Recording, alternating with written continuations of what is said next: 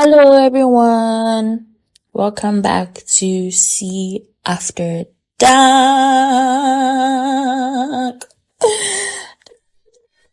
Insert drum rolls. I hope everybody's doing great. I hope you've had a good week, or I hope you're having a good week. So as usual, we're going to greet one another. Yes.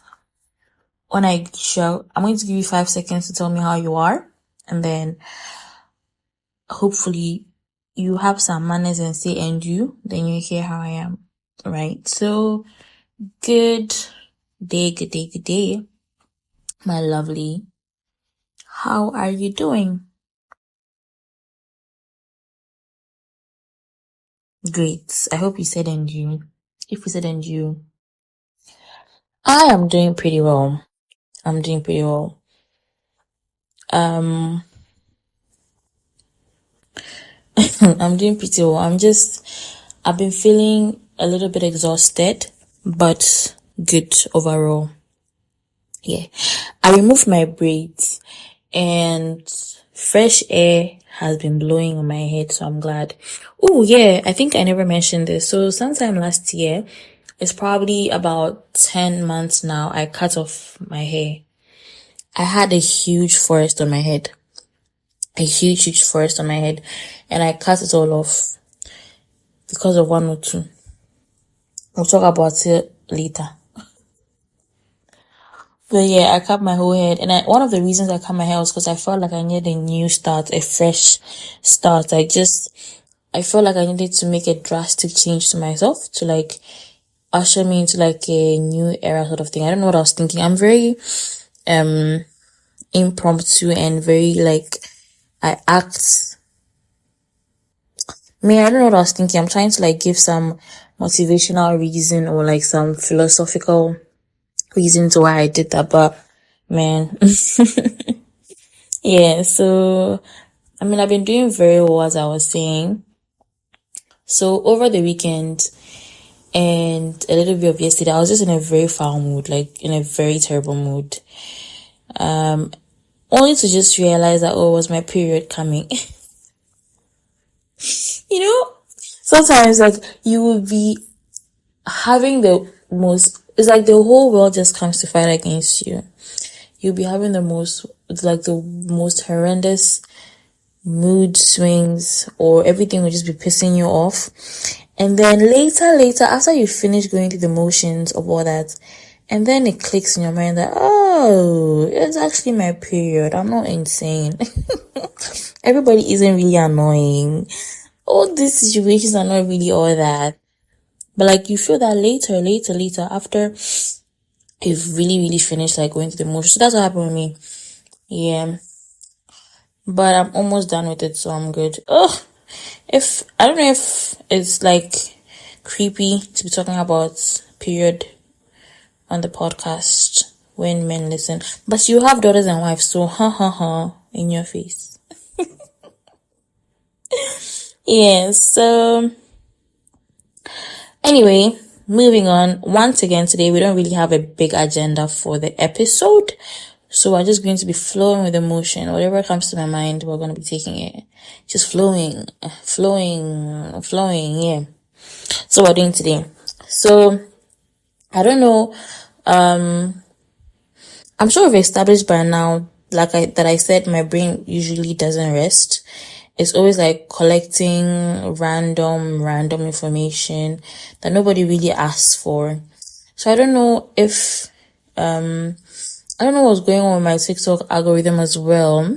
There's been lots of like educative, traumatizing, information that really doesn't concern me, but I keep getting it anyway.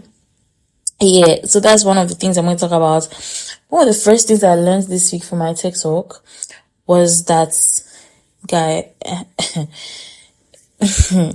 guess what? I learned something very interesting about dolphins, right? So we're not the only ones struggling and looking for highs and like looking for ways to escape the struggles of the world. Tell me why I found out that dolphins apparently get high off pufferfish. Dolphins. Even dolphins. You're telling me that even dolphins' lives are stressful? That they're even looking for an escape under the sea. Oh, they're looking for an escape down there. Everywhere is hard though. Even underwater. Imagine being a fish just minding your business. Then you see dolphins passing around like a puffer fish. Like, bro, puff some. Yeah, just get here. Puff some. Get here, puff some. And they get high on it. I don't know if it's true in every situation, but apparently scientists have observed that dolphins nudging, like, they pass the puffer fish amongst themselves, and then they behave high, like they behave unusually high after. So when I saw it, I laughed like a really long time. I was like, oh man, like everywhere is really hard, nowhere is soft.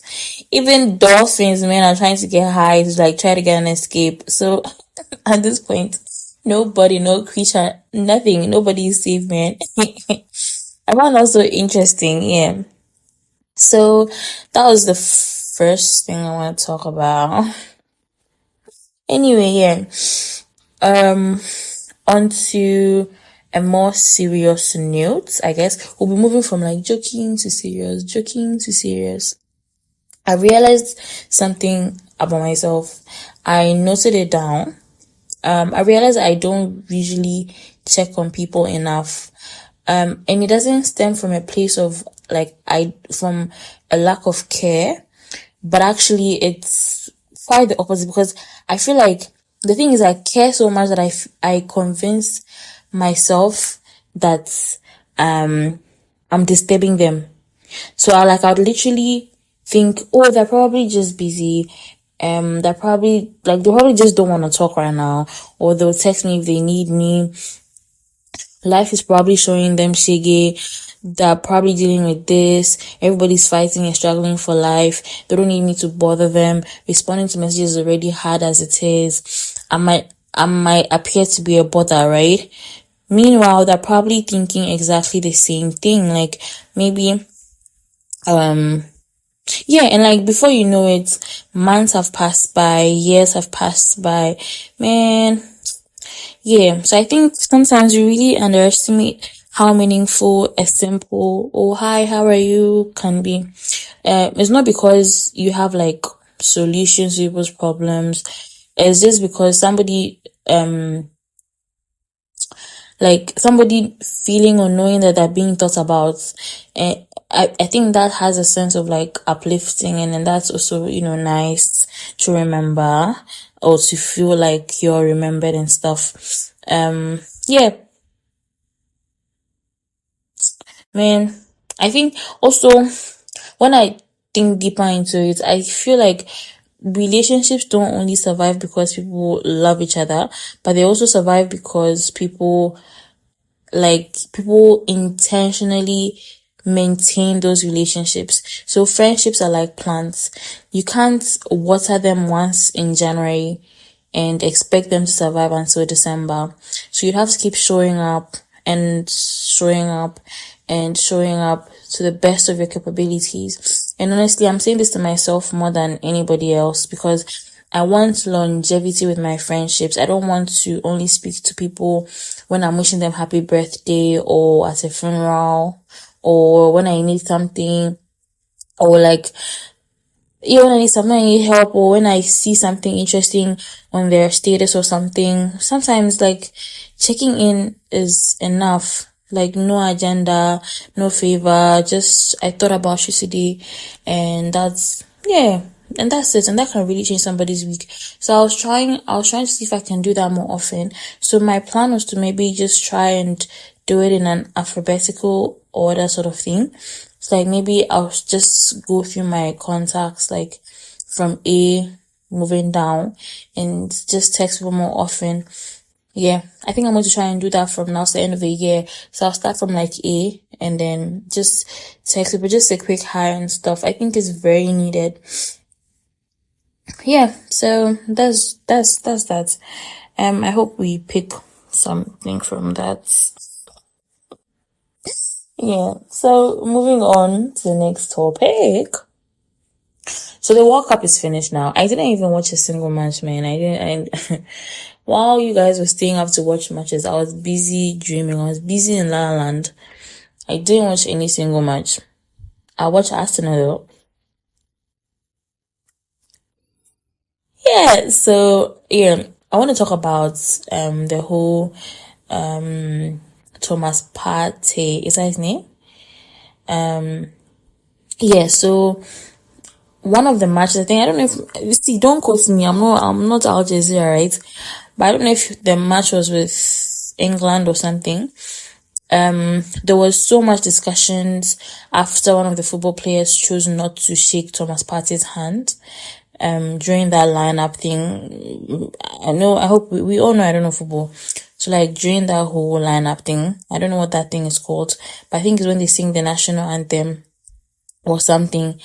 And when they are done, they shake hands, right? So yeah, then one of the players refused to shake his hands. For context, so this player, Thomas Partey, again, I'm not Al Jazeera or BBC, so don't quote me. I believe he is facing some sexual assault charges. I think they're yet to, I don't know what it's called when you go to court to whatever. But those are the charges against him, like some sexual assault and something, I don't know, some charges like that. But it's not related to like sexual assault, right? So I believe that's why that player refused to shake his hand, right? So, and I was thinking about it during that whole entire time, like, why are people acting like why do we always want to have opinions over other people's actions? Why do we want to why do we feel like we're so important that we need to have opinions over what people do?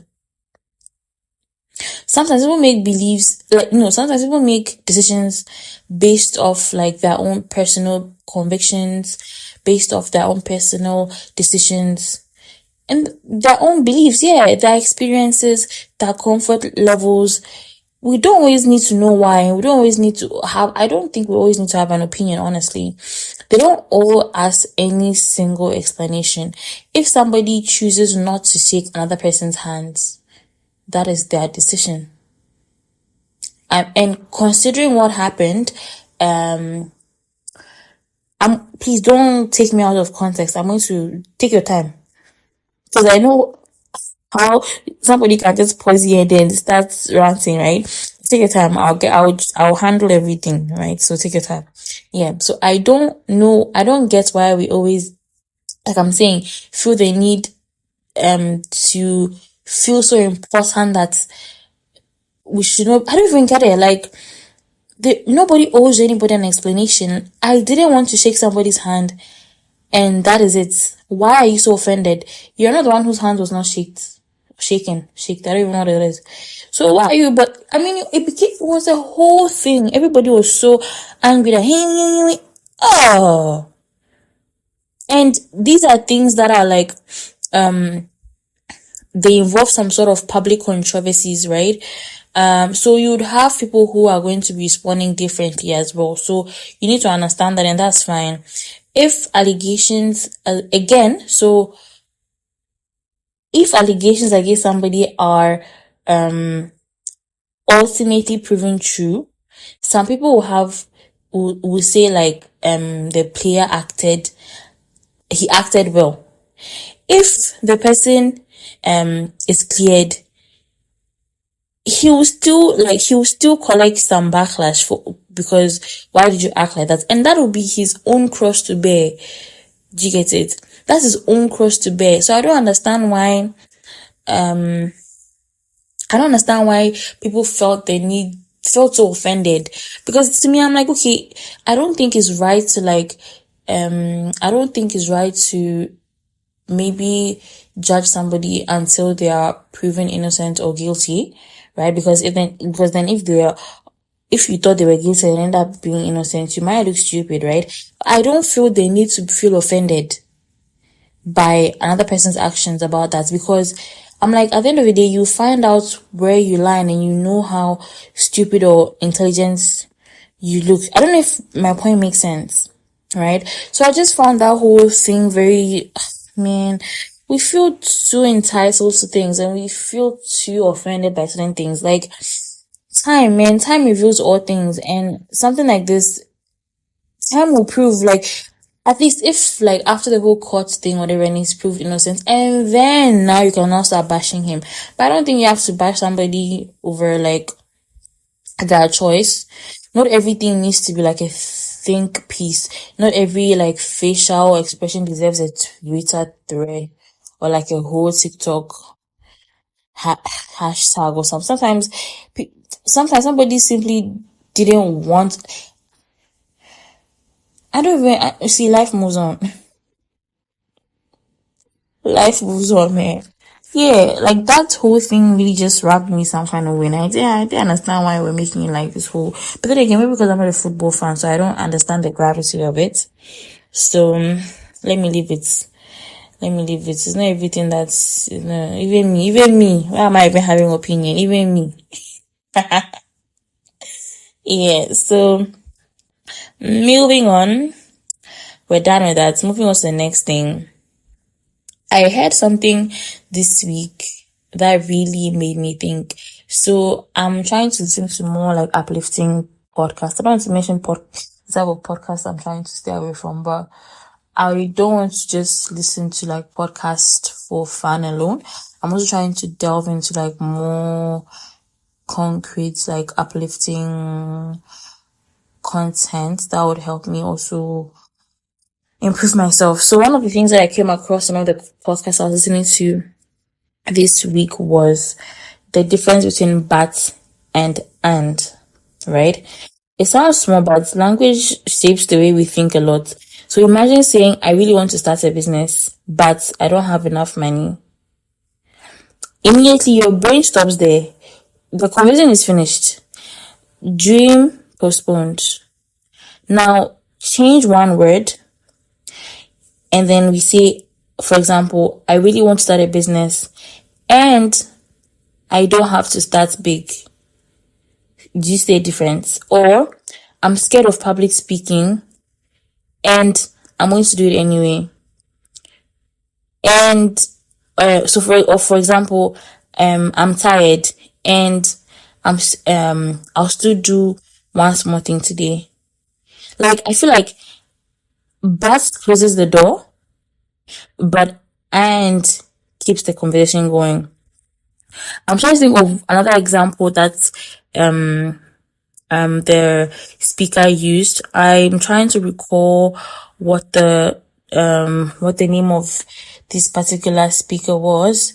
It has just escaped my mind a little bit, but now I think of it, it was Seth Godin. Yeah, so Seth Godin. So yeah, the other example he gave was like, let's say, no, I think the examples I've given are enough. Yeah, so another thing I learned recently is, in regards to this, is the difference between a problem and a situation, right? So problems have solutions and situations don't have immediate solutions. So sometimes they simply have to be endured. So for example, traffic, you can complain or accept it and listen to like music on the way or make a call or whatever, right? Also, for example, like rain, you can't argue with the clouds. Do you get it? Sometimes accepting brings more peace than resistance. Not everything in life needs fixing. Some things you just need patience on, like how you should deal with it and how you should approach it and the kind of mindset you should use to carry it, rather than trying to think that like it's a standing, like it's a wall put somewhere like a standing block now. Some things are just situations and not problems. So you need to know the difference. When you are faced with something, you need to understand that is this just a situation or is this an actual problem? If you have that kind of mindset, you'll be able to navigate things differently. I feel so smart, man.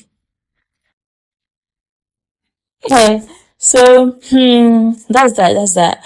So the last thing I'm going to talk about today. Oh lolo, oh lolo. Women were always somehow the problem. Like in every single, we are always the problem. So imagine you get up, you select your church dress, you iron it, you bath, you wear your church dress, your shoe, you find your way to church, you go and sit down in church, only for the pastor to start explaining how he has um broken down the fact that women are the cause of birth, like that the cause of gays, so homosexual men. I don't even know if this pastor is Nigerian or some. I don't remember. I really didn't take time to try and like think of what country he's from. But he was explaining that when a woman is pregnant, don't quote me again. I'm just trying to put together what he said, right? He was like, when a woman is pregnant, sometimes the woman might want to give birth to like, let's say she wants to give birth to a girl, right? And the baby is a boy, but because in her mind she's thought of a girl, her body will start releasing girl like hormones and things, female hormones and stuff, and those hormones will like seep into the baby. And then that's when the baby is born. They will start acting like girlish, and now become a homosexual because the mommy gave the baby those like femalish whatever. I thought he gave me some nonsense scientific terms, and I'm like, hey, why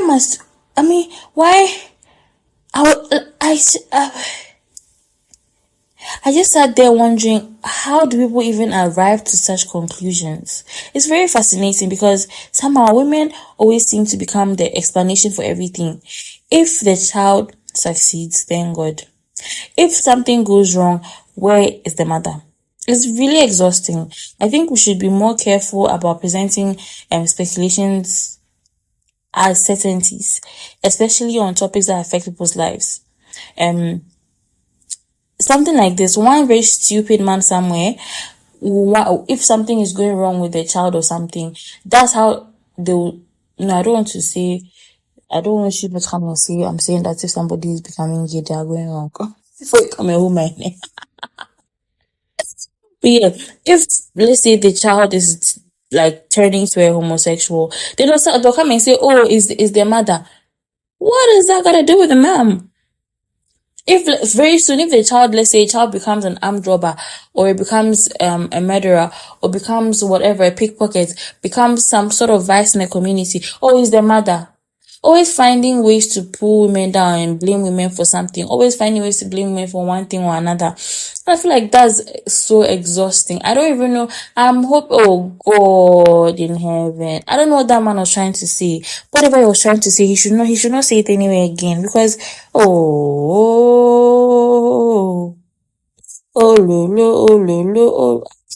man, what are we doing?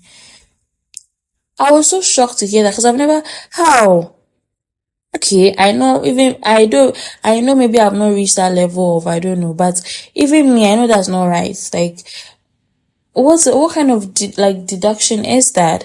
And that's so destructive. I feel like if you keep explaining things in such a demeaning and destructive manner, it's going to lead to, it's like A will lead to B will lead to C will lead to D. It's going to lead to more destructive things. You will find that you just find people blaming women for things that don't even involve them, man. And I think that's so unfair.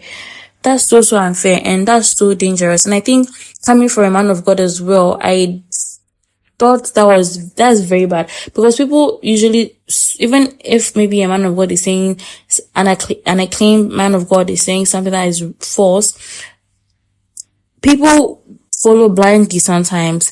They'll just swallow it and not even go and think about it. Oh, there's somebody maybe who is even looking for an excuse to, like, to chastise, to do something to her if she gets it, and then they'll just latch onto this, and then, oh yeah, please. Ah. And then I think this week too, I saw some, not even this week, yesterday, I saw some video of, oh my god, I forgot to say the time. So yeah, the time is presently, right now, is presently 10:37 p.m.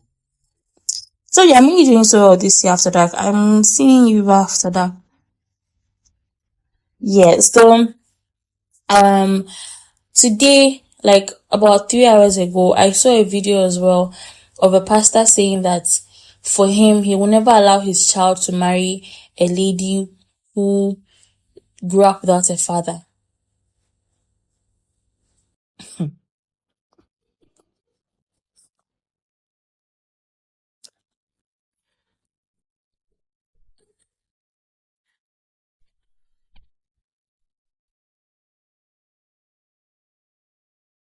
What's going on? What's going on? What's going on? Ah, he said, I don't even want to get into his explanation, but there's so many question marks to this, because what if the father died? He said, oh, maybe a father figure. Do you know, I have nothing good to say, so let me just even end it there, because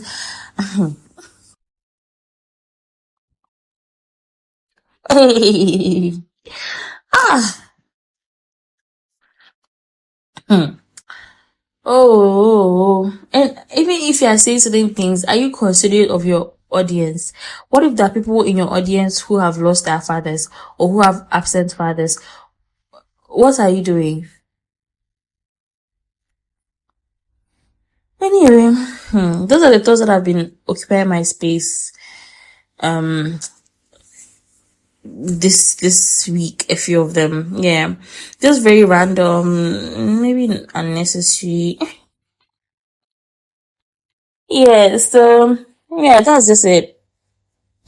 But if there's one thing I hope you take away from today's episode, it would be that I think you should go and check on somebody ASAP. Send a text. I don't like calling people randomly, so I think I'm gonna do like text more. Yeah, so like send a text, make that phone call if you can. You don't really need a reason to do any of that. Just like to remind somebody that they're not forgotten, really. And while you're at it, remember also that you should replace the bats in your life with ants, right? You might be surprised how much hope just one word can create, or can change, like, so how much that one word can just change in your life. And I hope we try and learn and practice that, like, moving forward. So yeah, so thank you for hanging with me again. Thank you for being a recurring guest. I really, really appreciate you. You have no idea. I really, really appreciate. Yeah. So I would like to start begging you guys to, like, start reposting, and sharing to your networks. I would really, really appreciate it. It's not like you're sharing them something that's like I don't know. It's not like don't give them high hopes, but like just, I'm just hoping that the purpose that this podcast serves to me, it serves the same it serves the same purpose to other people, because for me it's like a way to, like, unwind and just release and declutter my mind, right? And I'm hoping that also it does the same thing for you guys as well, one way or another. Yeah, so just to relax, to unwind with me, right?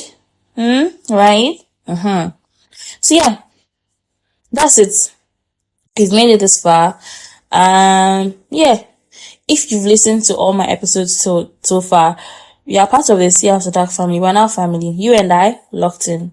So yeah, now do what family does and share. Yeah, so thank you very much. Thank you very much. As always, take care of yourself, be kind to people, mind your business when necessary, and drink your water and cross your T's and dot your I's. Yeah. Also, let me just say, also, hey, don't believe everything you see on the internet. Yeah. I don't know why I felt the need to add that. Yeah, that's that it. So see you in the next episode, everybody. Bye. This was See After Dark. Bye. Mwah.